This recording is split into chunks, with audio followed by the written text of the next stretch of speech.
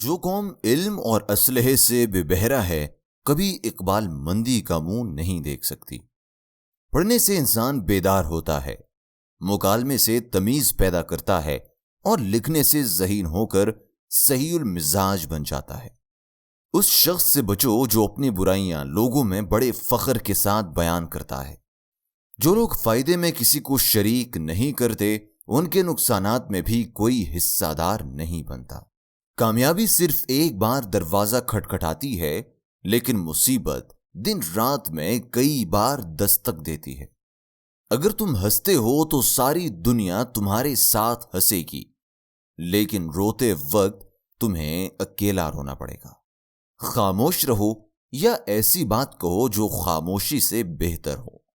وہ جو اپنا تمام اثاثہ قسمت آزمائی اور حسن اتفاق کے بھروسے پر لگاتا ہے، اکثر اوقات محتاج و مفلس ہو جاتا ہے۔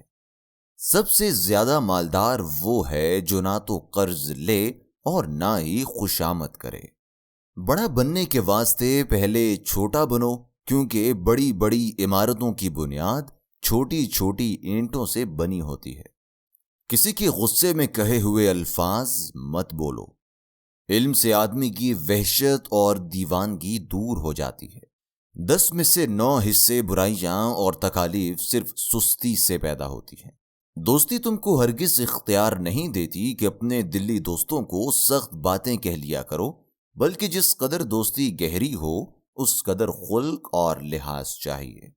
آزمائش کے موقعوں پر نیک اور پارسا لوگوں کے نسبت چالاک اور چست آدمی زیادہ مفید ثابت ہوتے ہیں۔ جج قانون کا ایک ایسا طالب علم ہے جو اپنے امتحان کے پرچے خود دیکھا کرتا ہے۔ بادشاہ کا پہلا قانون اپنی حفاظت ہوتا ہے۔ ضرورت میں انسان جو وعدہ کرتا ہے وہ بہت کم پورا کرتا ہے۔ مشورہ لینا گو بری بات نہیں تھی، مگر اس مشورے پر بلا غور و فکر عمل کرنا برا ہے۔ بھوکوں اور فاقہ کشوں کی سازش بڑی خطرناک ہوتی ہے۔ شادی سے اگلے روز ہر مرد اپنی عمر سے 7 سال بڑا ہو جاتا ہے۔ جتنا بڑا شہر ہو اتنی ہی بڑی تنہائی ہوتی ہے۔ جو شخص دولت کے استعمال سے ڈرتا ہے وہ دولت پانے کا مستحق نہیں۔ کسی چیز کے حصول کے لیے کبھی بھی ہمت نہ ہارو، بلکہ لگاتار ناکامیوں کے بعد بھی کوشش جاری رکھو۔ آخر کار کامیابی تمہارے قدم چومے گی۔ امید کا دوسرا نام غریبوں کی طاقت ہے۔ دوسروں پر بھروسہ کرنے والے کم ہی کامیاب ہوتے ہیں۔ جاہل قوم کبھی بھی ترقی نہیں کر سکتی۔ جو زیادہ پوچھتا ہے وہ زیادہ سیکھتا ہے۔